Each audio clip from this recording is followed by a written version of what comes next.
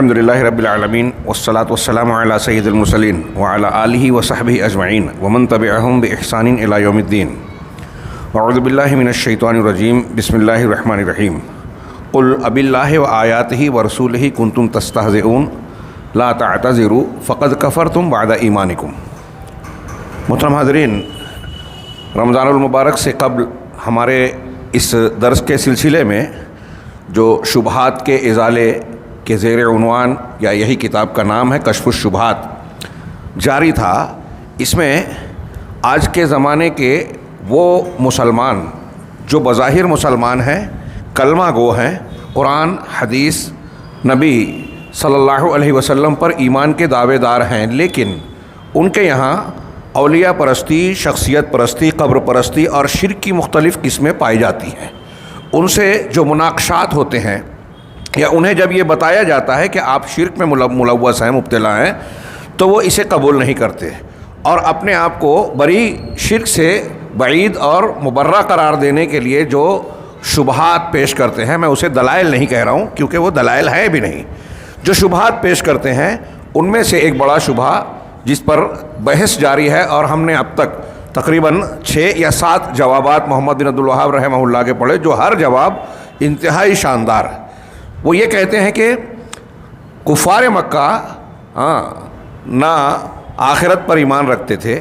نہ قرآن کو مانتے تھے، نہ محمد رسول اللہ صلی اللہ علیہ وسلم کو مانتے تھے. ہم یہ سب مانتے ہیں، ہم نے کلمہ پڑھا، رسول کو مانتے ہیں، قرآن کو مانتے ہیں، لہٰذا ہم کافر مشرک کیسے ہو سکتے ہیں؟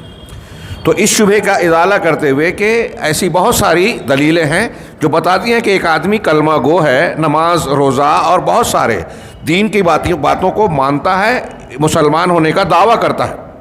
لیکن وہ کچھ چیزوں کا ارتکاب کر کے اسلام سے خارج ہو جاتا ہے اور اس میں کوئی اختلاف نہیں ہے.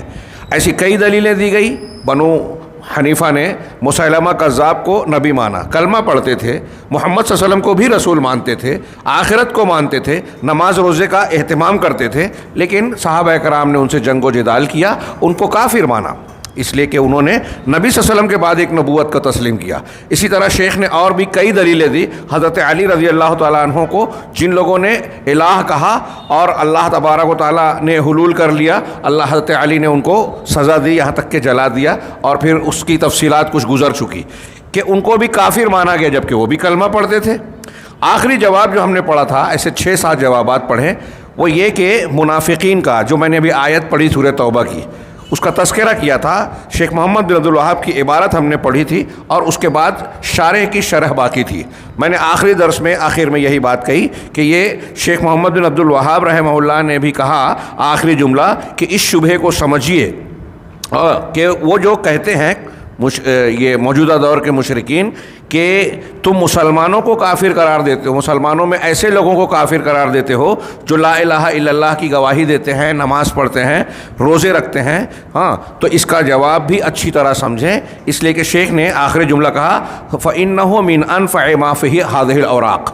یہ جو ان صفحات میں کشف الشبہات نامی کتاب میں شیخ نے جوابات پیش کیے ہیں، کہا یہ سب سے زیادہ مفید، نفع بخش یا کام والا جواب ہے، سب سے مؤثر. وہ کیا کہ منافقین جو اللہ کے نبی جناب محمد رسول اللہ صلی اللہ علیہ وسلم کے ساتھ تھے، آپ کے زمانے میں تھے، آپ کے ساتھ آپ کی مسجد میں نماز پڑھتے تھے.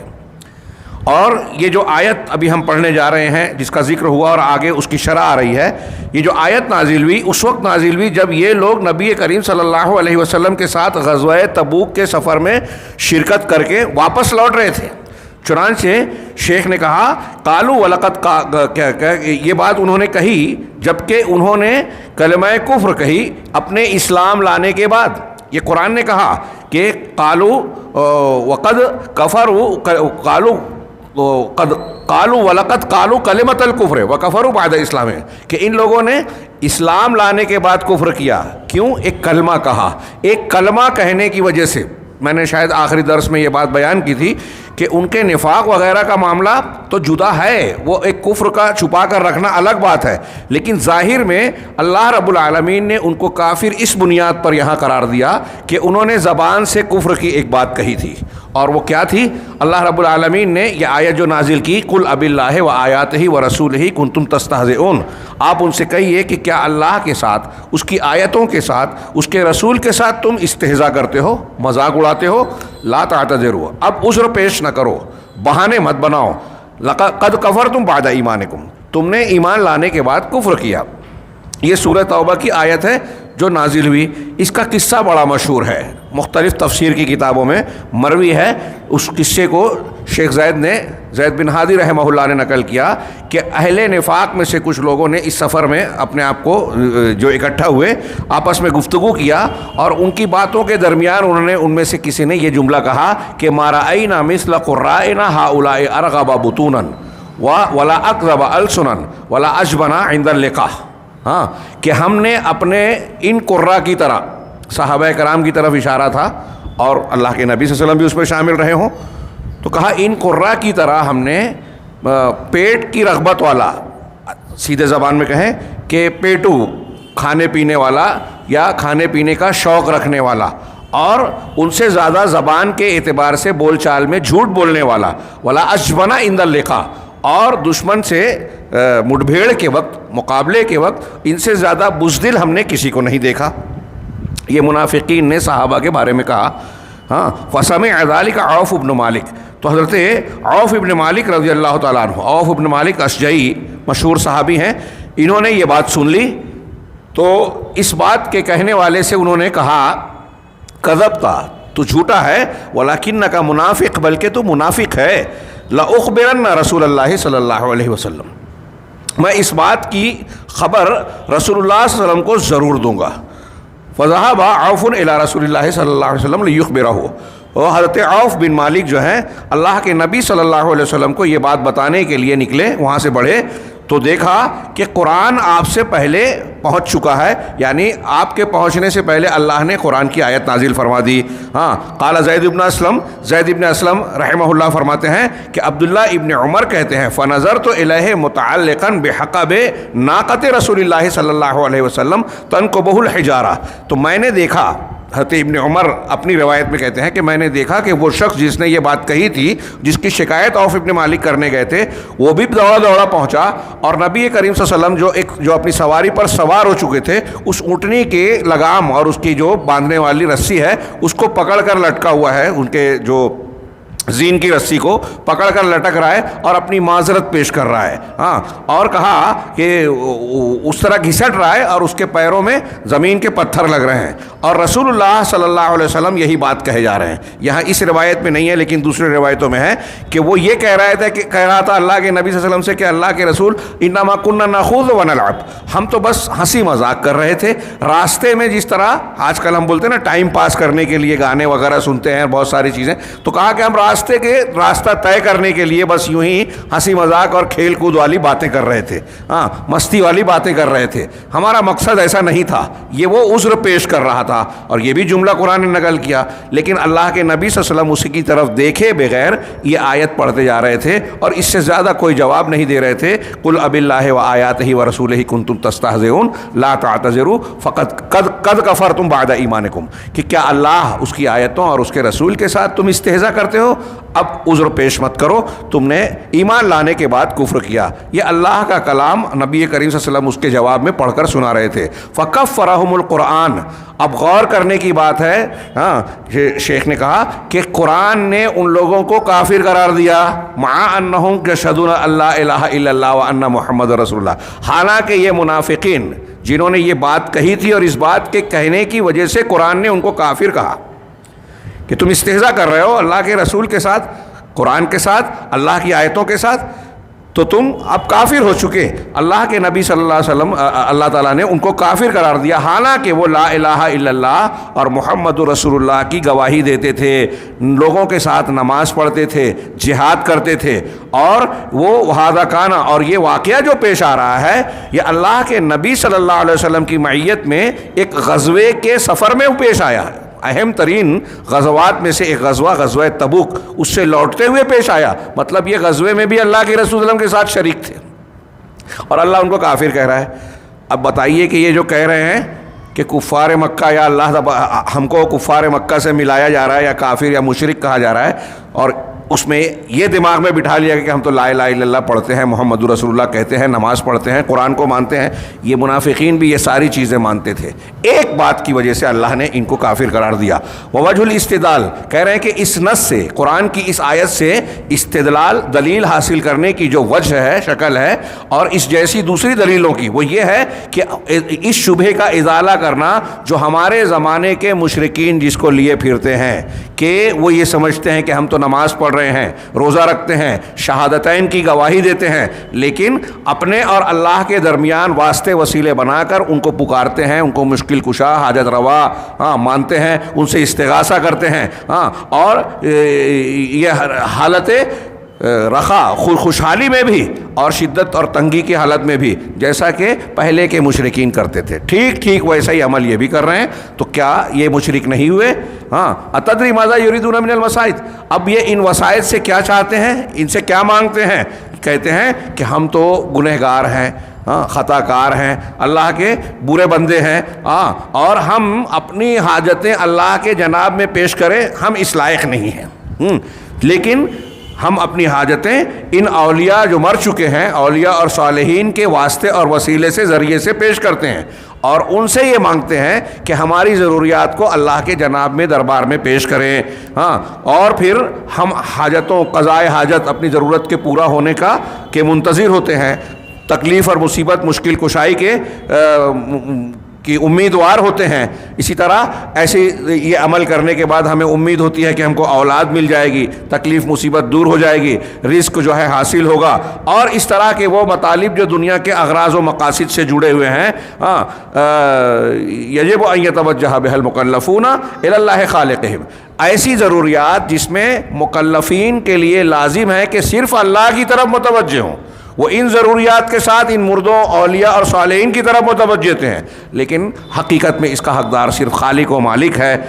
بغیر اس کے کہ اس کے اور بندوں کے درمیان کوئی واسطہ، وسیلہ بنایا جائے، نہ زندوں میں سے نہ مردوں میں سے۔ کوئی اللہ کو مجبور نہیں کر سکتا، دنیا کی طرح وسیلے اللہ کے یہاں نہیں چلتے۔ جو وسائل جائز ہیں وہ اس کا تذکرہ اس سے پہلے ہو چکا۔ اب اس دلیل کے خاتمے کے بعد یہاں ہم نے پڑھا کہ منافقین جو ظاہر میں اپنے آپ کو مسلمان کہتے تھے، نبی صلی اللہ علیہ وسلم اور صحابہ کے درمیان رہ کر نمازیں پڑھتے تھے، روزے رکھتے تھے، اپنے آپ کو مسلمان ہونے کا دعویٰ اور مظاہرہ پیش کرتے تھے، ان کو اللہ تعالیٰ نے کافر قرار دیا۔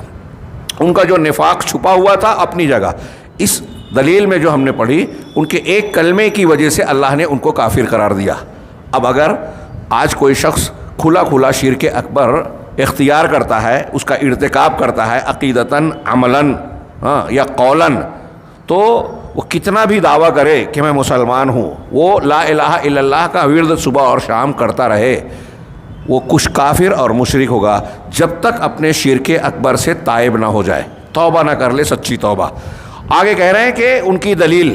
جو یہ قبر پرست، اولیاء پرست اپنے آپ کو مسلمان قرار دینے اور مشرکین کی طرح نہ ہونے کی دلیل دیتے ہیں، اس میں سے ایک دلیل یہ بھی ہے جو اللہ تبارک و تعالیٰ نے بنی اسرائیل سے نقل کیا کہ بنی اسرائیل اپنے مسلمان ہونے کے باوجود، اس وقت اپنے زمانے میں جب موسیٰ علیہ السلام کے ساتھ تھے، یہ مسلمان تھے، اور ان کے پاس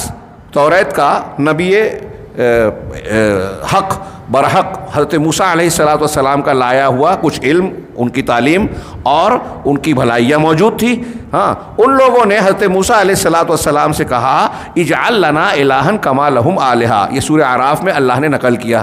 کہ اے موسیٰ ہمارے لیے بھی ایسا ہی معبود بنا دیجئے جیسے ان مشرکین کے معبود ہیں،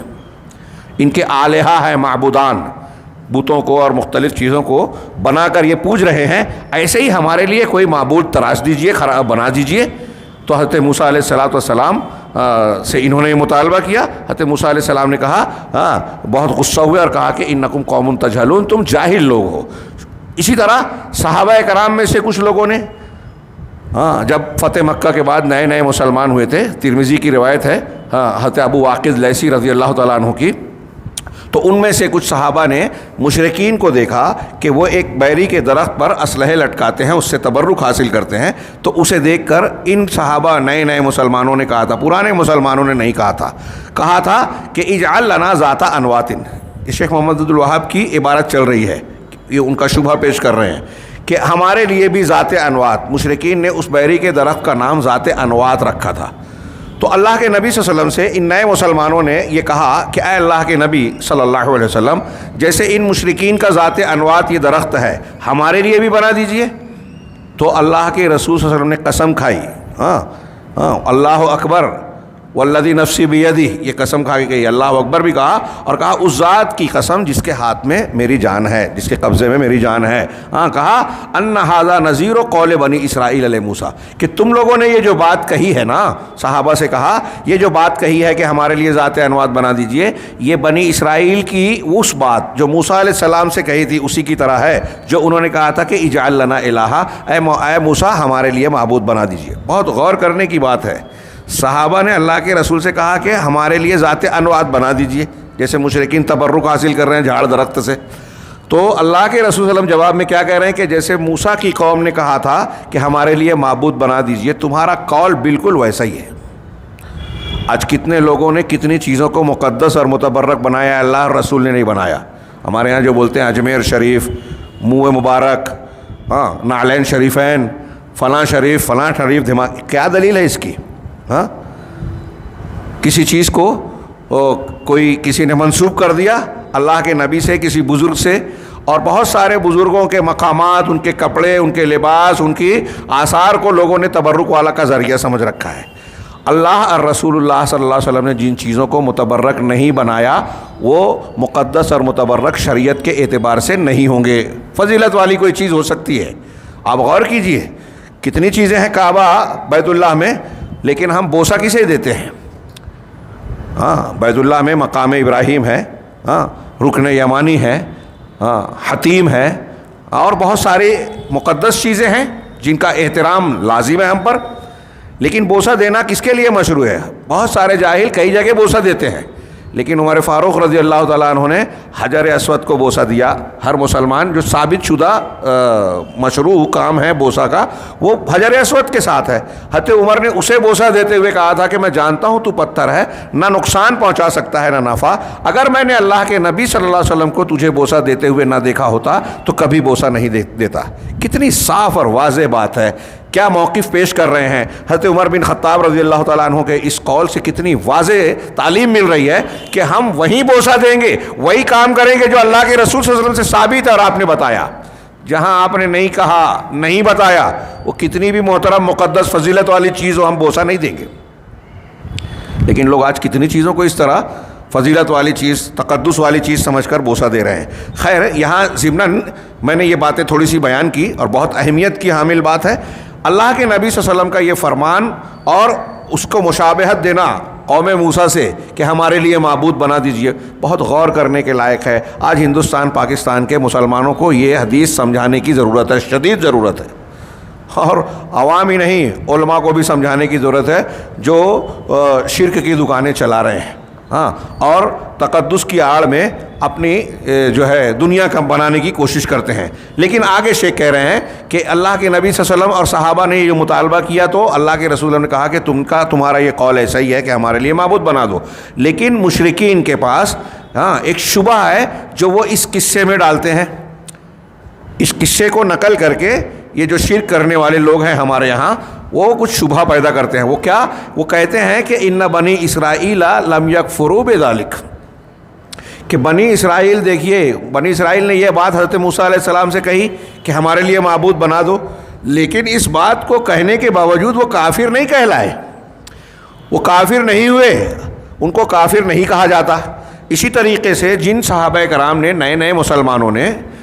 نبی صلی اللہ علیہ وسلم سے کہا تھا کہ ہمارے لیے ذات انوات بنا دیجئے، وہ بھی کافر نہیں ہوئے. اللہ کے رسول صلی اللہ علیہ وسلم نے ان سے نہیں کہا کہ آپ کافر ہو گئے، پھر سے کلمہ پڑھو. چنانچہ اس کا جواب یہ ہے، یہ مشرکین آج کے جو قبر پرست ہیں وہ کہتے ہیں کہ دیکھیے آپ کہہ رہے ہو کہ یہ کفر ہے، اللہ کے رسول صلی اللہ علیہ وسلم نے تم کو کافر نہیں کہا. بنی اسرائیل کے ان لوگوں کو جو موسیٰ علیہ السلام کے ساتھ تھے، حضرت موسیٰ نے یہ نہیں کہا کہ تم کافر ہو گئے، کہا تم جہالت کا والے ہو، لیکن کفر والا نہیں کہا ان بنی اسرائیل لم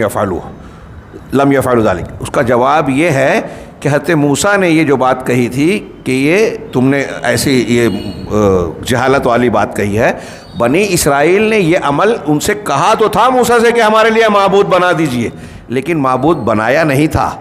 اس کو قبول نہیں کیا۔ حضرت موسیٰ نے سرزنش کی، ان لوگوں نے اپنے آپ کو ٹھیک کر لیا۔ ہاں وَكَذَلِكَ الَّذِينَ سَأَلُوا النَّبِيَّ صلی اللہ علیہ وسلم لم يفعلوا، اسی طرح صحابہ کرام میں نئے جو مسلمان تھے، ان لوگوں نے جنہوں نے یہ مطالبہ کیا تھا نبی صلی اللہ علیہ وسلم سے کہ ہمارے لیے ذات انوات بنا دیجئے، انہوں نے بھی ایسا کیا نہیں، کیونکہ نبی صلی اللہ علیہ وسلم نے ان کو سختی کے ساتھ تنبیہ کر دی، بتا دیا۔ ولا خلافہ، اور اس میں کوئی اختلاف نہیں ہے کہ بنی اسرائیل نے یہ کام کیا نہیں تھا، کوئی معبود بنایا نہیں تھا، سامری نے بعد میں بنایا تو وہ معاملہ الگ تھا۔ حضرت موسیٰ علیہ السلام سے جو مطالبہ کیا وہاں انہوں نے اپنے آپ کو روک لیا، تنبیہ ہو گئی۔ وَلَوْ فَعَلُوا ذَلِكَ لَكَفَرُوا، اگر ایسا کرتے بنی اسرائیل، کوئی معبود بناتے تو کافر ہو جاتے۔ وَكَذَلِكَ لَا خِلَافَ، اسی طرح اس بات میں بھی اختلاف نہیں ہے کہ نبی صلی اللہ علیہ وسلم نے صحابہ پر جو سرزنش کی اور ان کو منع کیا کہ یہ کام تمہارا ایسا ہے جیسے بنی اسرائیل نے کہا تھا، تو ان صحابہ کرام نے یہ عمل نہیں کیا، اس کے بعد ان کی اصلاح ہو گئی۔ ہاں اگر انہوں نے نبی کریم صلی اللہ علیہ وسلم کی بات کو نہیں مانا ہوتا اور ذات انوات اپنے طور سے بنا لیا ہوتا تو آپ کے منع کرنے کے باوجود تو کافر ہو جاتے۔ اگر ذات انوات بناتے، اس کی پوجا پاٹ کرتے، اس کو متبرک بناتے تو ہو جاتے، لیکن انہوں نے ایسا کیا نہیں۔ نبی صلی اللہ علیہ وسلم نے تنبیہ کی اور ان کی اصلاح ہو گئی۔ یہاں اور بھی کچھ ذہن نشین رکھنے والی باتیں ہیں، یہ ہمارے اس درس کا موقع نہیں ہے، لیکن پھر بھی میں اشارہ کر دوں کہ حضرت ابو واقد لیثی کی روایت آپ ترمذی میں پڑھیں گے تو وہ خود ہی کہتے ہیں کہ خرجنا مع رسول اللہ صلی اللہ علیہ وسلم الی حنین ونحن حدثاء عہد بکفر، کہ ہم رسول اللہ صلی اللہ علیہ وسلم کے ساتھ حنین کی طرف نکلے فتح مکہ کے بعد، اور ہم اسلام کے کفر کے نئے زمانے کے نئے لوگ تھے، مطلب کافی کفر سے اسلام میں آئے تھے۔ اسی سے علماء نے استدلال کیا کہ حضرت ابو واقد لیثی رضی اللہ تعالیٰ عنہ یہ بتانا چاہ رہے ہیں کہ جو آگے واقعہ پیش آیا، جن لوگوں نے یہ بات کہی تھی کہ ہمارے لیے ذات انوات بنا دیجئے، یہ نئے مسلمانوں نے کہی تھی، پرانے مسلمانوں نے نہیں کہی تھی۔ نئے مسلمان کی تعلیم و تربیت کی ضرورت ہوتی ہے، اور اسی لیے یہ آگے یہاں اس میں بھی اشارہ کیا ہے شیخ نے شرح میں کہ اگر کوئی شخص، کوئی مسلمان اس طرح کا کوئی کام کرتا ہے یا سوچتا ہے جس میں کفر اور گمراہی کا معاملہ ہو تو اس کو پہلے سمجھایا جائے گا، تنبیہ کی جائے گی۔ فوراً یہ نہیں کہیں گے کہ آپ کافر ہو گئے۔ کسی بھی مسلمان سے اگر اس قسم کا ارتکاب معاملہ ہو رہا ہے جرم کا، تو اس کو پہلے بتایا جائے گا کہ یہ جرم ایسا ہے۔ ہو سکتا ہے اسے نامعلوم ہو سکتا ہے اسے کوئی غلط فہمی ہوئی ہو، ہاں خاص طور سے اگر مجتہد ہے کوئی تو اس کے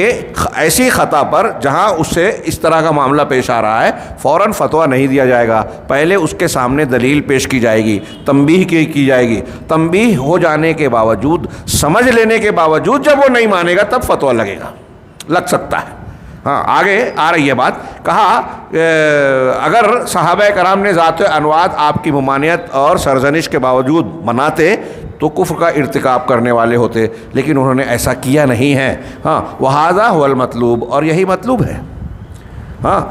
ولیکن هذه القصہ تفید، لیکن اس واقعے سے یہ فائدہ ملتا ہے کہ مسلمان بلکہ عالم کبھی کبھی شرک میں ایسے شرک میں واقع ہو جاتا ہے جس کو وہ جانتا نہیں۔ اب یہاں غور کرنے کی بات ہے کہ صحابہ کرام نے جب اللہ کے رسول صلی اللہ علیہ وسلم سے کہا کہ اللہ کے رسول ہمارے لیے ذات انوات بنا دیجئے، کیا کوئی سوچ سکتا ہے کہ ان کی نیت خراب تھی؟ کیا کوئی یہ جان سکتا ہے کہ انہوں نے جان بوجھ کر کہ ہم شرک والا کام کریں ایسا ارتکاب کیا؟ سوال ہی پیدا نہیں ہوتا۔ اگر ایسا ہوتا تو نبی صلی اللہ علیہ وسلم سے مطالبہ کیوں کرتے؟ نبی صلی اللہ علیہ وسلم سے مطالبہ کرنے میں ایک اور نقطہ اس میں شامل نظر آتا ہے، وہ یہ کہ وہ بھی یہ بات جانتے تھے نو مسلم ہونے کے باوجود کہ دین کی وہی بات ہمارے لیے مشروع ہوگی جو رسول ہم کو بتائیں دیویں، اس لیے خود نہیں بنایا، اللہ کے رسول سے کہا کہ آپ بنا کے دیجئے، اور آپ سے مطالبہ کرنا یہ ان کی لا علمی پر دلالت کرتا ہے کہ ان کو یہ بات معلوم نہیں تھی کہ یہ غلط ہے، یہ معبود بنانے کی طرح ہے۔ جب تک اللہ کی طرف سے کوئی چیز مقدس یا اس طرح کی بات نہ ملے، ایک نبی بھی اپنی طرف سے نہیں کہہ سکتا۔ تو یہ ان کا عمل اس بات کی دلیل ہے کہ ان کو اس کا علم نہیں تھا۔ چنانچہ شیخ کہہ رہے ہیں کہ کبھی کبھی ایسا ہو سکتا ہے کہ ایک مسلمان جو سچا ہے، مخلص ہے، وہ نہ جانتے ہوئے شرک یا غلطی کے کوئی کام کا ارتکاب کر لے ہوئے، فتفید التعلم والتحرز، تو اس سے تعلم، سیکھنا اور احتیاط کرنے کا فائدہ حاصل ہوتا ہے اس قصے سے۔ یعنی یہ معلوم ہوتا ہے کہ ہم کو ایسے معاملات میں، دین کے امور میں جو ہے سیکھنا چاہیے، کوئی بھی کام کرنے سے پہلے معلوم کرنا چاہیے کہ یہ صحیح ہے یا غلط۔ یہ جو ہمارے یہاں ایک روایت چلی آ رہی ہے، آج مسلمانوں کی اکثریت جو ہے جو مسلمت الدار ہے، گھر کے مسلمان گھر میں پیدا ہوئے اس لیے مسلمان ہیں، اسلام کو سمجھا نہیں ہے، اسلامی عقیدے کو سیکھا نہیں ہے، اور سیکھنے کی ضرورت بھی نہیں سمجھتے، غیر اہم سمجھتے ہیں۔ دنیا داری کو سیکھنے کے لیے بہت جتن کریں گے، پاپڑ بیلیں گے، لیکن دین کو سیکھنے کے معاملے میں وہ یہ ہوتا ہے کہ لوگ کر رہے ہیں تو وہاں اندھی عقیدت اور اعتماد چلتا ہے کہ اتنے بڑے مولانا لوگ ہیں، اصحاب جبہ دستار ہیں، بڑے بڑے کرتے والے، بڑی بڑی داڑھی والے، اتنے القاب والے، علامہ ہیں، فلاں ہیں، ان کی کتابیں ہیں، یہ دانشور ہیں، بس کسی پر اندھا اعتماد کر لیا کہ یہ ہم اس کو لائک کرتے ہیں اور اس کو جو ہے فالوورز اتنے ہیں، اس بنیاد پر اس کے پیچھے چلنے لگے۔ کیا یہ دلیل ہے؟ اور اگر یہ دلیل ہے، میں اکثر کہا کرتا ہوں کہ اگر بڑی شخصیات، ذہین افراد یا تعداد کی بنیاد پر حق اور باطل کا، صحیح اور غلط کا فیصلہ درست ہوتا تو بتائیے دنیا میں غلط کون ہے؟ انبیاء کرام ابتدائی دعوت میں غلط قرار دیے جائیں گے اگر یہ اصول مانا جائے۔ حضرت ابراہیم علیہ السلام اپنی پوری قوم میں جب دعوت پیش کر رہے تھے، اکیلے تھے نا، باپ، گھرانہ، پوری قوم، پورا قبیلہ آپ کا مخالف ہے، وقت کی بادشاہت مخالف ہے، تو اب یہ قاعدہ لگائیے کہ اکثریت اتنے بڑے بڑے لوگ، کیا ان کو عقل نہیں تھی؟ حضرت ابراہیم کے ابا کو نہیں سمجھتا تھا، ان کو نہیں سمجھتا تھا، آج میرے ابا کو نہیں سمجھتا، کیا جذباتیت، دلائل کی بجائے جذباتی بات۔ حالانکہ آپ خود بھی جو لوگ دین کے معاملے میں یہ کہتے ہیں، میں اکثر بچوں کو کلاس میں کہا کرتا ہوں کہ جو لوگ دین کے معاملے میں یہ کہتے ہیں کہ باپ دادا کی چیز کو اختیار کریں گے، وہ دنیا کے معاملے میں بھی تقلید نہیں کرتے۔ ابا کے بارے میں بولتے، جب والد صاحب بولتے ہیں کہ یہ بال اتنا ایسا کیوں رکھا ہے، یہ کپڑا ایسا کیوں پہنا ہے، کہا آپ کا دور الگ تھا، آج کا دور الگ ہے، یہ آج کا ٹرینڈ ہے، فیشن ہے۔ ابا کے دور کا، ارے وہ آپ کا وہ پرانا زمانہ ہو گیا ہے، وہ ہیئر اسٹائل اب نہیں چلتا۔ پھر وہ شکایت کرتے ہیں اگر زبردستی کرے کہ ابا تو 2 صدی پہلے کے ہم کو چیزیں سکھاتے ہیں۔ تو ہم دیکھتے ہیں کہ ایک بیٹے کو دنیا کی چیز میں جو اچھی لگتی ہے، وہ باپ دادا کی اگر وہ اچھی ہو بھی ہو تو نہیں مانتا۔ فیشن اور کھانے پینے کی چیزوں میں جہاں تقلید کرے تو کوئی حرج نہیں ہے۔ والد صاحب نے جو کپڑا پہنا ہے آپ وہی پہنے، مطلب شرٹ پینٹ ہے، عرب والے جبہ پہنتے ہیں خاندانی اعتبار سے، ہم یہاں جو ہمارے یہاں کا روایتی لباس ہے وہ استعمال کرتے ہیں، اس میں کوئی حرج نہیں ہے۔ اس کی مخالفت بھی کرے یا موافقت بھی کرے کوئی حرج نہیں ہے، لیکن اگر توحید کی مخالفت کر کے آپ شرک کر رہے ہیں باپ دادا کے نام پہ تو یہ اس کا کوئی گنجائش اور جواز نہیں ہے۔ وہاں آدمی کر رہا ہے، جہاں مخالفت کرنا چاہیے وہاں نہیں کرتے، باپ دادا کر رہے ہیں، اور جہاں نہیں کرنا چاہیے، یہاں کر سکتے ہیں، کیے نہیں کیے دونوں چلے گا، وہاں مخالفت کرتے ہیں۔ وہاں یہ دلیل نہیں دیتے کہ ابا کے زمانے میں تو ایسا کپڑا پہنتے تھے، مجھے بھی ویسے ہی پہننا ہے۔ اب پرانا دور تھا، اب ایسا ہے، نئی چیزیں استعمال کرتے ہیں، فیشن استعمال کو اختیار کرتے ہیں۔ خیر، تو میں یہ کہہ رہا تھا کہ اللہ کے نبی صلی اللہ علیہ وسلم شیخ کہہ رہے ہیں کہ ایسی صورت میں ضروری ہوتا ہے، اس قصے سے ہم کو فائدہ ملتا ہے کہ جب علماء سے یا نئی علم ہونے کی بنیاد پر بعض اوقات ایک صحیح آدمی سے غلط کام ہو سکتا ہے، غلط مطالبہ ہو سکتا ہے، بدعقیدگی میں مبتلا ہو سکتا ہے، شرک والا کام ہو سکتا ہے۔ یہ صحابہ کرام بالکل مخلص تھے، نئے مسلمان تھے، اور اللہ کے رسول صلی اللہ علیہ وسلم سے مشرکین کو دیکھ کے کہا کہ ہمارے لیے بھی ذات انوات بنا دی، جس پر آپ نے بہت شدید جواب دیا۔ قلتم والذی نفسی بیدی، تم نے اس ذات کی قسم جس کے ہاتھ میں میری جان ہے، ایسی بات کہی ہے جیسے بنی اسرائیل نے موسیٰ سے کہی تھی کہ ہمارے لیے معبود بنا دیجیے جیسے ان کا معبود ہے۔ تو حضرت موسیٰ نے کہا وَلَٰكِنَّكُمْ قَوْمٌ تَجْهَلُونَ، تم تو جاہل لوگ ہو۔ تو اب یہ کہہ رہے ہیں کہ وَمَعْرِفَةَ أَنَّ قَوْلَ الْجَاهِلِ، اور اسی طرح ہم کو اس واقعے سے یہ بھی معلوم ہوتا ہے کہ آج کل بہت سارے جو جاہل لوگ ہیں، دین سمجھتے جانتے نہیں ہیں، لیکن کیا کہتے ہیں کہ توحید کو ہم نے سمجھ لیا. جاہل ہے، شرک کر رہا ہے اور کہتا ہے کہ میں توحید کو سمجھتا ہوں. ہاں، أَنَّ هَذَا مِنْ أَكْبَرِ الْجَهْلِ، اور اس کا یہ کہنا، جاہل ہے اور کہہ رہا ہے کہ مجھے توحید سمجھ رہی ہے، یہ اس کی بڑی جہالت ہے، انتہائی بڑی جہالت ہے، اور شیطان کی چال ہے کہ شیطان نے اس کو دھوکے میں مبتلا کر رکھا ہے کہ وہ یہ سمجھتا ہے کہ مجھے عقیدہ اور توحید معلوم ہے. آج کتنے لوگ ہیں، ہاں ہم لوگ سنتے ہیں، لوگ بیان کرتے ہیں، بہت سے لوگ توحید کی اہمیت و افادیت کو ہی نہیں سمجھتے. میں نے بعض پڑھے لکھوں کی زبانی سنا کہ وہ کہتے ہیں کہ ارے عقیدہ اور توحید کوئی پڑھانے کی چیز ہے کیا؟ ہم اللہ کو مانتے ہیں، رسول کو مانتے ہیں، آخرت کو مانتے ہیں، قرآن کو مانتے ہیں، بس ختم. اب کیا ہے اس کو پڑھنا پڑھانا؟ جو پڑھنے کی چیز دنیا میں اسی کہتے ہیں کہ پڑھنے کی چیز ہے کیا ہے. یہ ان کی کتنی بڑی جہالت ہے. ہاں، جو وہ سیکھ کر ڈگری حاصل کر کے نوکری کر رہے ہیں، ہاں وہ نہ بھی سیکھے تو چل جائے گا کام، لیکن توحید نہیں سیکھے تو نہیں چلے گا کام. اس کے بارے میں سوال ہوگا قبر میں جاتے ہی. پہلا سوال تمہارا رب کون، دین کیا، اسلام، تینوں عقیدے کا سوال ہے. ہر شخص سے ہوگا، جاہل ہو، عالم ہو، مرد ہو، عورت ہو. یہ تین سوال عقیدے کا ہی ہو. تو عقیدہ سیکھنے والی چیز ہے. ہاں، جو لوگ نہ سیکھ کر نہ پڑھ کر، ہاں روایتوں کو یا اپنے ارد گرد کی کچھ چیزوں کو دیکھ کر یہ سمجھتے ہیں کہ ہم کو عقیدہ سمجھ گیا ہے، وہ بہت بڑے دھوکے میں ہیں. ہاں، اس قصے سے، واقعے سے ہم کو یہ بھی فائدہ ملتا ہے. اسی طریقے سے یہ قصہ ہمیں یہ بھی بتاتا ہے کہ اگر مسلمان مجتہد ہے، کوئی اجتہاد کرنے والا مسلمان ہے، مخلص ہے، صحیح منہج والا ہے، اگر اس نے کسی کفر کے کلام کو بول دیا اپنی زبان سے، اس کی زبان سے کوئی ایسی بات نکل گئی جو کفریہ ہے اور وہ جانتا نہیں ہے کہ یہ کفر ہے، ہاں، فَنُبِّهَ عَلَى ذَلِكَ، تو اس کو اس پر تنبیہ کی جائے گی، بتایا جائے گا، دلائل سمجھائے جائیں گے کہ جو تم نے بات کہی ہے یہ کفریہ بات ہے. ہاں، وَتَابَ مِن سَاعَتِهِ، ہاں، اور اسی وقت وہ توبہ کر لے،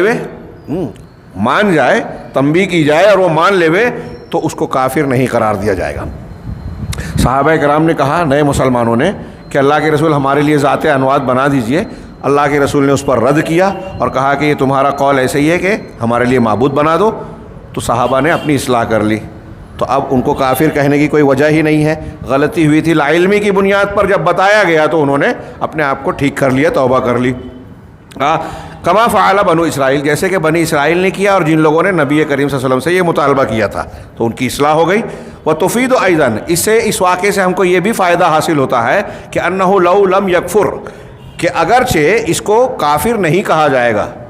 اس طرح کی غلطی پر کسی مسلمان کو کافر نہیں قرار دیا جائے گا جو لا علمی میں کر رہا ہے، سادگی میں کر رہا ہے، لیکن اس سے سخت بات کی جائے گی. یہ بھی دھیان رہے، ہاں سخت بات کی جائے گی، جیسا کہ اللہ کے رسول صلی اللہ علیہ وسلم نے کیا. رسول اللہ صلی اللہ علیہ وسلم نے صحابہ کرام کے مطالبے پر انہیں کافر تو نہیں کہا، لیکن کتنا سخت انداز اختیار کیا. جملہ آپ کا سنیے، آپ نے فرمایا اللہ اکبر انہا سنن والذی نفسی بیدہ انکم قلتم، کیا ہے، کما قالت بنو اسرائیل لموسیٰ، ہاں اجعل لنا الہا کما لہم آلہہ لترکبن سنن من کان قبلکم. یہ حدیث کے الفاظ جو ترمذی میں ہیں اور حسن صحیح کہا انہوں نے، صحیح حدیث ہے کہ اللہ اکبر، تم لوگوں نے اس ذات کی قسم جس کے ہاتھ میں میری جان ہے، وہ بات کہی جو بنی اسرائیل نے حضرت موسیٰ سے کہی تھی کہ ہمارے لیے بھی اے موسیٰ ایسا ہی معبود بنا دیجئے جیسے ان مشرکین کے معبود ہیں، تم اپنے سے پہلوں کے نقش قدم پر چلو گے. حضرت موسیٰ نے کہا کہ تم جاہل لوگ ہو، اور پھر یہ آیت پڑھنے کے بعد اللہ کے رسول نے کہا کہ تم لوگ اپنے سے پہلوں کے نقش قدم پر چلو گے. یہ حدیث کا مفہوم میں نے بیان کیا جو صحیح ترمذی کی صحیح روایت ہے. چنانچہ اللہ کے نبی صلی اللہ علیہ وسلم نے ان پر اگرچہ ان کو کافر نہیں قرار دیا، لیکن ان سے بہت سختی سے جواب دیا. تو کفر والی بات، شرک والی بات اگر کوئی مسلمان سے سرزد ہو تو سختی سے اس کو تنبیہ کی جائے گی، جیسا کہ اللہ کے رسول صلی اللہ علیہ وسلم نے کیا. وَلَهُمْ شُبْهَةٌ أُخْرَى، اب اس شبہ کا جواب دینے کے بعد کچھ شبہات کا اور بھی تذکرہ کیا. ہاں، چونکہ وہ مختصر ہیں، اس لیے یہ والی بحث پوری کر دینا چاہتا ہوں آج۔ میں اختصار کے ساتھ ان شبہات کو ذکر کر رہا ہوں، مشکل نہیں ہے، زیادہ تفصیل کی ضرورت بھی نہیں پیش آئے گی۔ وَلَهُمْ شُبْهَةٌ أُخْرَى، کچھ دوسرے شبہات بھی ہیں۔ وہ لوگ کہتے ہیں کہ نبی صلی اللہ علیہ وسلم نے حضرت اسامہ پر انکار کیا، اسامہ بن زید رضی اللہ تعالیٰ عنہ حب رسول، ہاں جنگ ہو رہی تھی، جنگ میں ایک شخص کو جب آپ قتل کرنے لگے تو اس نے آخری وقت میں لا الہ الا اللہ پڑھ لیا۔ اس کے لا الہ الا اللہ پڑھنے کے باوجود حضرت اسامہ رضی اللہ تعالیٰ عنہ نے اس کو قتل کر دیا، اس وجہ سے یہ سمجھ کر کہ اللہ یہ اپنی جان بچانے کے لیے کلمہ پڑھ رہا ہے، جس پر نبی صلی اللہ علیہ وسلم نے انکار کیا، ہاں، اور آپ سے ان سے بار بار کہا کہ اقتلتہ بعدما قال لا الہ الا اللہ، کہ اے اسامہ کیا تم نے اس کے لا الہ الا اللہ کہنے کے باوجود اسے قتل کر دیا؟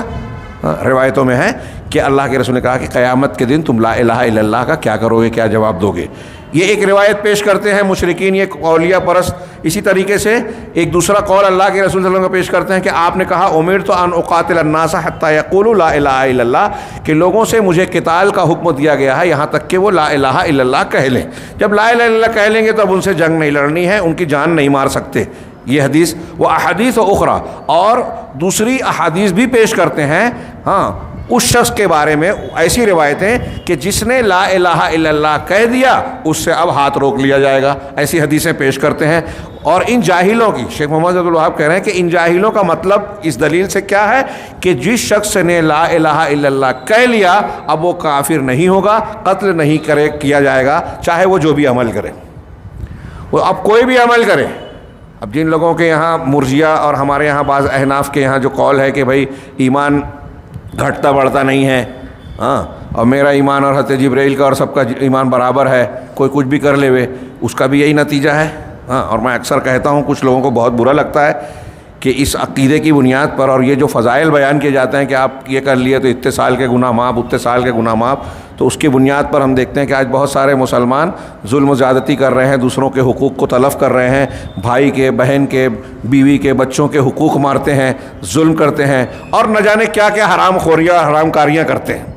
اور یہ سمجھتے ہیں کہ ہماری جنت سیف ہے کیونکہ ہمارا ایمان سیف ہے، ہاں۔ تو ایسے ہی شیخ کہہ رہے ہیں کہ یہ ان کا خیال یہ ہے ان دلیلوں سے کہ دیکھیے حضرت اسامہ نے قتل کیا لا الہ الا اللہ کہنے پر، اللہ کے رسول صلی اللہ علیہ وسلم نے اس کا رد کیا، اس کا مطلب جس نے لا الہ الا اللہ کہہ دیا تو اب اس کو قتل نہیں کیا جا سکتا، وہ کافر نہیں ہوگا۔ اور دوسری دلیلوں سے بھی یہی استدلال کر رہے ہیں۔ فیقال لہؤلاء المشرکین الجہال، تو کہہ رہے ہیں، شیخ کہہ رہے ہیں کہ ان جاہل مشرکین سے کہا جائے گا کہ یہ بات معلوم ہے، آپ یہ دلیل دے رہے ہو، یہ آپ کا دھوکے والی دلیل ہے، بہت کمزور دلیلیں ہیں۔ کیوں؟ یہ بات معلوم ہے کہ اللہ کے رسول صلی اللہ علیہ وسلم نے یہود سے قتال کیا، یہود سے جنگ کی، اور ان کو قیدی بھی بنایا، ان کو غلام اور لونڈی بنایا، قیدی بنایا، حالانکہ وہ لا الہ الا اللہ کہتے تھے، یہودی بھی لا الہ الا اللہ کے قائل تھے اور ہیں۔ اسی طرح رسول اللہ صلی اللہ علیہ وسلم کے اصحاب نے، صحابہ نے بنو حنیفہ سے قتال کیا، یہ مسیلمہ کذاب کو نبی ماننے والے، حالانکہ وہ لا الہ الا اللہ اس بات کی گواہی دیتے تھے کہ اللہ کے سوا کوئی معبود برحق نہیں اور محمد اللہ کے رسول ہیں، نماز پڑھتے تھے اور اسلام کا دعویٰ کرتے تھے، اسلام کے دعوے دار تھے، تب بھی صحابہ کرام نے ان سے جنگ کی، ان کو قتل کیا۔ اسی طریقے سے حضرت علی نے، جن لوگوں نے حضرت علی کو الہ مانا، ہاں، حد سے بڑھایا، مبالغہ کیا، ان کو جلا دیا، ہاں، جلانا غلط ہے، بعد میں حضرت علی کی بھی تنبیہ کی گئی، لیکن واقعہ یہ ہوا کہ ان کو جلایا، کافر مانا۔ وہاں حضرت علی نے یہ نہیں کہا کہ ارے یہ تو کلمہ پڑھتے ہیں، لا الہ الا اللہ محمد رسول اللہ کی گواہی دیتے ہیں، نماز پڑھتے ہیں، روزہ رکھتے ہیں، سب کرتے ہیں، لیکن حضرت علی کو الہ مانا تو 2-3 مرتبہ تنبیہ کرنے کے بعد ان کو گڑھے کھدوا کر آگ لگائی اور اس میں جھونکوا دیا۔ یہ وہؤلاء الجہلہ، شیخ محمد اللہ کہہ رہے ہیں کہ یہ جاہل لوگ اس بات کا اقرار کرتے ہیں، یہ جاہل لوگ جو کہہ رہے ہیں کہ ہم قبروں کی پوجا کرنے کے باوجود ہم مشرک نہیں ہیں، ہاں، ہم تو کلمہ پڑھتے ہیں، نماز پڑھتے ہیں، نہ قرآن مانتے ہیں، تو پھر ان کو بتا رہے ہیں کہ یہ خود یہ بات مانتے ہیں کہ جو شخص قیامت کا انکار کرے، اگر کوئی شخص بولے کہ میں کلمہ پڑھتا ہوں، قرآن مانتا ہوں، حدیث مانتا ہوں فلاں، لیکن میں اس بات کا انکار کرتا ہوں کہ اللہ تعالیٰ مرنے کے بعد دوبارہ زندہ کرے گا، کوئی ایسا اگر کہے تو یہ جاہل لوگ بھی کہتے ہیں کہ وہ کافر ہو جائے گا، اگرچہ وہ لا الہ الا اللہ کہہ رہا ہے۔ لا الہ الا اللہ کی گواہی دینے کے باوجود کوئی شخص ارکان اسلام میں سے کسی رکن کو جو ثابت ہے انکار کرے. ایک آدمی کہے کہ میں حج کو نہیں مانتا کہ اسلام کا رکن ہے, ایک آدمی کہے کہ میں زکوٰۃ کو نہیں مانتا, اگر کوئی ایسا ایک چیز کو کہے گا تو یہ جاہل لوگ بھی کہیں گے کہ وہ کافر ہے. ساری دنیا کہتی ہے, سارے امت کے علماء اور معتبر لوگ یہ مانتے ہیں. وقتل, اور اس کو قتل کر دیا جائے گا اگرچہ اسلامی حکومت میں, اگرچہ وہ لا الہ الا اللہ کا قائل ہے. تو اب ایک شخص اگر اسلام کے ارکان جو کہ عقیدے کے مقابلے میں فروع کہلاتے ہیں, شیخ نے کہا کہ دین کی فروع میں سے کسی ایک چیز کا کوئی انکار کرتا ہے وہ کافر ہو جائے گا ان کے اپنی نزدیک بھی. تو جو شخص توحید کا انکار کرے جو کہ تمام انبیاء اور رسولوں کے دین کی بنیاد اور جڑ ہے, اگر کوئی توحید کا انکار کرے, شرک کا ارتکاب کرے, تو وہ کیسے نہیں اسلام سے خارج ہوگا, قتل کے لائق ہوگا, مشرک اور کافر ہوگا. ہاں, لیکن کہہ رہے ہیں کہ اعدائے اسلام جو ہیں, مسئلہ یہ ہے کہ دین کے یہ دشمنان اور جہلا یہ ان احادیث کے صحیح معنی کو نہ سمجھتے ہیں نہ سمجھیں گے. کہہ رہے ہیں وہ اما حدیث اسامہ, اب انہوں نے جو پیش کیا حضرت اسامہ رضی اللہ تعالیٰ عنہ کوئی حدیث, تو کہہ رہے ہیں انہوں نے ایک ایسے شخص کو قتل کیا جس نے اسلام کا دعویٰ کیا, لا الہ الا اللہ پڑھا قتل کے وقت. اس وجہ سے کیوں مارا تھا حضرت اسامہ رضی اللہ تعالیٰ عنہ نے؟ اس کی وجہ یہ تھی کہ ان کو ایسا لگا, انہوں نے یہ گمان کیا کہ اس نے اپنی جان مال کو محفوظ کرنے کے لیے کلمہ پڑھا ہے, دل سے کلمہ نہیں پڑھا ہے, کیونکہ اس کلمہ پڑھنے سے پہلے وہ مسلمانوں کو مار رہا تھا. ہاں, اب اس نے کلمہ پڑھا ہے اس لیے کہ اب اس کی جان جا رہی تھی حضرت اسامہ کے گویا نشانے پر, اور اس میں زد میں آ چکا تھا. تو یہ سمجھ کر حضرت اسامہ نے کہا والرجل اذا اظہر الاسلام وجب الکف عنہ, حالانکہ ایک آدمی جب اسلام کا مظاہرہ کرے تو اس سے رک جانا واجب ہے. ایک آدمی کلمہ پڑھ لے تو آپ اس کو نہیں مار سکتے, یہ بات صحیح ہے, یہاں تک کہ اس سے کوئی ایسی چیز ظاہر ہو جائے, ثابت ہو جائے جس سے اس کی جان حلال ہو جائے. اب وہ استثنائی شکل آئے گی. ہاں, کہہ رہے ہیں کہ وَأَنزَلَ اللَّهُ تَعَالَى فِي ذَلِكَ, اللہ تبارک و تعالیٰ نے اس بارے میں, اس حکم کے بارے میں قرآن کی آیت نازل کی, سورہ نساء کی آیت نمبر 94, کہ یا ایھا الذین آمنوا اذا ضربتم فی سبیل اللہ فتبینوا, اے ایمان والو جو تم اللہ کے راستے میں چلو, یعنی جہاد کے سفر میں نکلو, تو فتبینوا تو تحقیق کر لو, جس سے تم مقابلہ کر رہے ہو, جس کو مارنا چاہتے ہو, اس کے بارے میں صحیح اور کھری معلومات حاصل کر لو. ہاں, یہاں فتبینوا کا معنی کیا ہے؟ فتثبتوا, یعنی تم کو پختگی سے معلومات حاصل ہو جانی چاہیے, تحقیق کر لینی چاہیے. آیت اس بات پر دلالت کرتی ہے کہ جب تک انسان مسلمان ہونے کا دعوے دار ہے تو اس کو چھوڑا جائے گا. ہاں, اور اگر اس کے لیے جائز, اس کی جان کو مارنا اس وقت جائز ہوگا جب تحقیق کے بعد یہ بات پختگی سے ثابت ہو جائے کہ اس نے کوئی ایسی حرکت کی ہے, ایسا عقیدہ اختیار کیا ہے جس سے اس کی جان حلال ہوتی ہے, وہ اس لا الہ الا اللہ کے حوالے سے باہر جا رہا ہے. تو فَإِذَا تَبَيَّنَ مِنْهُ, جب اس سے ایسی کوئی چیز واضح ہو جائے جو اسلام کے مخالف ہے اور قتل کے موجب ہے, تب اس کا قتل کیا جائے گا. اس لیے کہ اللہ تعالیٰ نے کہا فتبینوا, تم تبین یعنی تحقیق کر لو. ہاں, اگر وہ اس طرح کی حرکتیں کرنے کے باوجود اس کو قتل کرنا ناجائز ہوتا تو اللہ تعالیٰ یہ نہیں کہتا کہ تم تحقیق کر لو. کیا مطلب ہے اللہ کا یہ کہنا کہ تحقیق کر لو؟ تحقیق کر لو, اگر وہ قتل کے لائق ہے تب قتل کرنا, ورنہ نہیں کرنا. تحقیق کرنے کا مطلب یہی ہوا. ہاں, اسی طرح کہہ رہے ہیں, اسی طرح دوسری حدیث اور اس کے امثال جو ہم نے ذکر کیے وہ اس کے ہم معنی حدیث ہیں, اس میں اس کا بھی معاملہ یہی ہوگا کہ وَأَنَّ مَنْ أَظْهَرَ التَّوْحِيدَ, جس نے توحید اور اسلام کو ظاہر کیا, اپنے آپ کو مسلمان کہا, اس سے رک جانا واجب ہے. ہاں, مگر یہ کہ جب ایسی چیز ثابت ہو جائے جو اسلام کے منافی ہے اور اس کی گردن کو جائز قرار دیتی ہے تو پھر اس کے لیے اس سے قتال کرنا جائز ہوگا. اس پر دلیل وہ ہے جو اللہ کے رسول صلی اللہ علیہ وسلم نے ارشاد فرمایا, حضرت اسامہ سے کہا اقتلتہ بعدما قال لا الہ الا اللہ, کہ کیا تم نے اسے قتل کر دیا جبکہ اس نے لا الہ الا اللہ کہہ دیا تھا, اس کے باوجود اس کے بعد بھی تم نے مار دیا. اسی طرح اللہ کے رسول نے کہا کہ امرت ان اقاتل الناس حتى يقولوا لا الہ الا اللہ, کہ مجھے حکم دیا گیا ہے کہ میں لوگوں سے قتال کروں یہاں تک کہ وہ لا الہ الا اللہ کہہ لیں. هو الذی, جس ذات نے, بڑا پیارا آخری میں بات کہی انہوں نے کہ اللہ کے رسول صلی اللہ علیہ وسلم نے ایک طرف یہ کہی حضرت اسامہ سے, آپ یہ کہہ رہے ہیں کہ لا الہ الا اللہ کہنے کے بعد کیسے مار دیا؟ اللہ کے رسول کہہ رہے ہیں کہ کوئی لا الہ الا اللہ کہہ دے تو جان کو بچا لیا, جان مال کو. ورنہ جنگ آپ ہی نے خوارج کے بارے میں یہ کہا، خوارج کے بارے میں آپ ہی نے کہا کہ اینما لقیتموہم فاقتلوہم، کہ وہ تم سے جہاں بھی ملے ان کو مار دینا. ہاں لئن ادرکتہم لاقتلنہم قتل عاد، اگر میں ان کو پا جاؤں، اللہ کے رسول نے فرمایا کہ میں ان کو پا جاؤں تو عاد کی طرح، یعنی مطلب نام و نشان مٹا دینے کی طرح ان کو قتل کر دوں گا. ہاں یہ بخاری مسلم کی احادیث میں اس طرح کے جملے موجود ہیں. ہاں مع کونہم، حالانکہ یہ خوارج لوگوں میں عبادت، تحلیل و تسبیح، قرات اور قرآن کی تلاوت میں سب سے زیادہ آگے بڑھ کر تھے. خود حتیٰ کہ صحابہ کرام کے بارے سے اللہ کے رسول نے کہا تھا کہ تم اپنی نماز کو ان کی نماز کے سامنے حقیر سمجھو گے. ہاں اور انہوں نے، یہ جو خارجی تھے خوارج، دین کس سے سیکھا تھا؟ صحابہ کرام سے سیکھا تھا. شیخ محمد عبدالوہاب کتنی مضبوط دلیل دے رہے ہیں کہ صحابہ سے دین سیکھا تھا، لیکن ان سب چیزوں کے باوجود ان کے لا الہ الا اللہ نے ان کو فائدہ نہیں پہنچایا، ان کی کثرت عبادت نے ان کو جو ہے نہیں بچایا. ہاں اور نہ ہی ان کے اسلام کے دعوے نے، بلکہ چونکہ انہوں نے خروج اختیار کیا اور اسلام کی مخالفت کی، اس لیے نبی کریم صلی اللہ علیہ وسلم نے جنہوں نے لا الہ الا اللہ کہنے پر مار دینے سے رک جانے کا حکم دیا، انہوں نے ہی کہا کہ خوارج ملے تو چھوڑنا نہیں، مار دینا. لا الہ الا اللہ کہنے کے باوجود ان کو مار دینا، کیونکہ ان کے پاس ایسی چیز پائی جائے گی جس کی وجہ سے ان کو جان سے مارنا جائز ہوگا. وَكَذَلِكَ مَا ذَكَرْنَاهُ مِنْ قِتَالِ الْيَهُودِ، اسی طرح جو ہم نے بیان کیا یہود سے قتال کرنا، صحابہ کرام کا بنو حنیفہ سے قتال کرنا، اسی طرح نبی کریم صلی اللہ علیہ وسلم کا بنو مستلق سے غزوہ کرنے کا ارادہ کرنا. یہ بنو مستلق ایک قبیلہ تھا، ان کے بارے میں کسی نے آ کے خبر دی کہ ان لوگوں نے زکوٰۃ دینے سے انکار کیا ہے، ایسا ہے. تو اللہ کے نبی صلی اللہ علیہ وسلم غزوے کی تیاری کرنے لگے تو اللہ تبارک و تعالیٰ نے قرآن کی آیت نازل کی، کیونکہ خبر غلط تھی. چنانچہ جب ایک آدمی نے یہ خبر دی رسول اللہ صلی اللہ علیہ وسلم کو کہ انہوں نے زکوٰۃ دینے سے منع کر دیا ہے، تو اللہ کے رسول نے غزوے کا ارادہ کیا. تب اللہ تعالیٰ نے قرآن کی آیت نازل فرمائی، یا ایھا الذین آمنوا ان جاءکم فاسق بنبأ فتبینوا، کہ اے ایمان والو اگر کوئی فاسق تمہارے پاس کوئی خبر لائے تو تحقیق کر لیا کرو.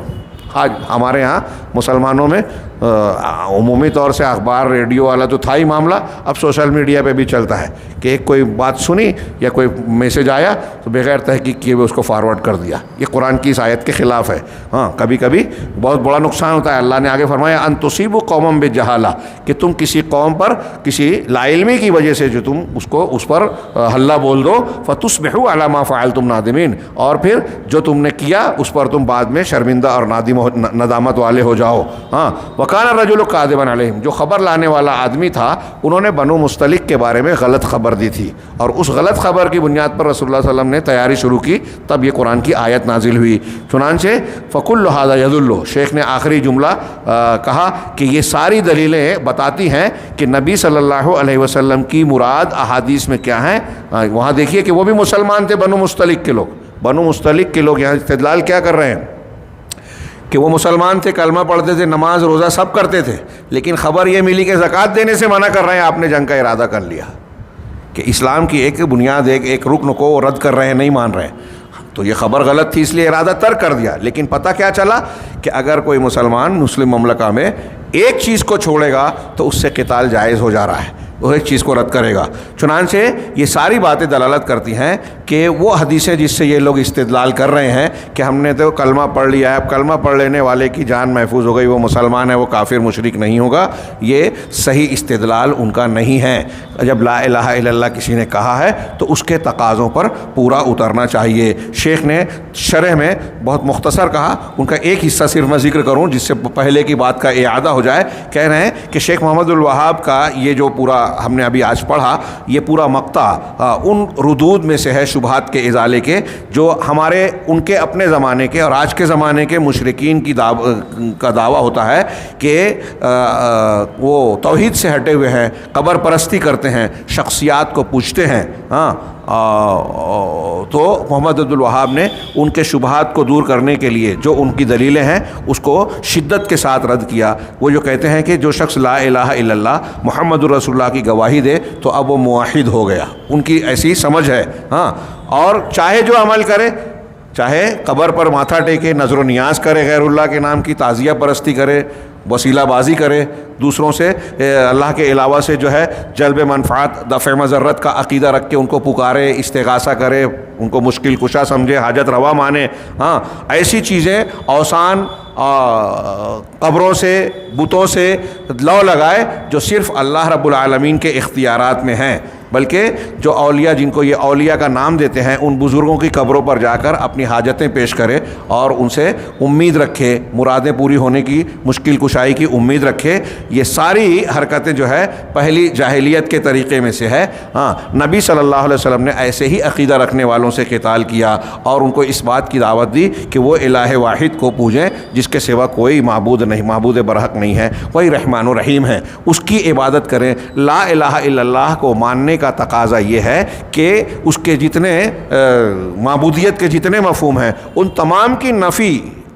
علم کے اعتبار سے بھی، عمل کے اعتبار سے بھی غیر اللہ سے کی جائے۔ جب ہم اللہ کے سامنے جھکتے ہیں تو کسی اور کے سامنے نہ جھکے، اللہ سے دعا کرتے ہیں تو کسی اور سے دعا نہ کرے، اللہ سے فریاد کرتے ہیں، مشکل کشائی، حاجت روائی، امید، خوف جو اللہ سے رکھا جاتا ہے وہ کسی اور سے نہ رکھا جائے، تب آدمی توحید والا ہوگا، لا الہ الا اللہ کا ماننے والا ہوگا۔ اگر ایسا نہیں کیا تو کتنا بھی ورد کرتا رہے لا الہ الا اللہ کا، کسی اور سے حاجت روائی، مشکل کشائی کا عقیدہ رکھا تو وہ اور مشرکین مکہ ایک جیسے ہیں۔ کہہ رہے ہیں کہ شیخ نے اس سلسلے میں جو جوابات دیے وہ قابل غور ہے۔ حضرت موسیٰ سے ان کی قوم کا کہنا، صحابہ کرام کا مطالبہ، حضرت علی رضی اللہ تعالیٰ عنہ کا قتال کرنا، مسیلمہ کذاب کے ماننے والوں کے ساتھ صحابہ کا رویہ، اسی طریقے سے جو منافقین کے ساتھ معاملات کا پیش کیا ہے، تو اس کا تذکرہ کر کے کہا کہ شیخ محمد بن عبد الوہاب رحمہ اللہ نے ان مشرکین کے اس شبہ کے ازالے کے سلسلے میں جو جوابات دیے وہ بہت ہی شاندار اور مضبوط دلائل کی روشنی میں دیے قرآن و حدیث سے، جو اگر کوئی آدمی سمجھنا چاہے تو آسانی سے سمجھنا چاہتا ہے، لیکن اگر کوئی شخص جو ہے توفیق سے ہی محروم ہے تو کوئی انسان کسی کے دل کو پھیر نہیں سکتا، یہ بھی اللہ کے اختیار میں ہے۔ اللہ تبارک و تعالی ہمیں صحیح دین اور توحید کو سمجھنے اور اسے اختیار کرنے کی توفیق عطا فرمائے اور اس کی برکت سے دنیا اور آخرت میں کامیاب فرمائے۔ وآخر دعوانا ان الحمد للہ رب العالمین وصلی اللہ علی نبینا محمد۔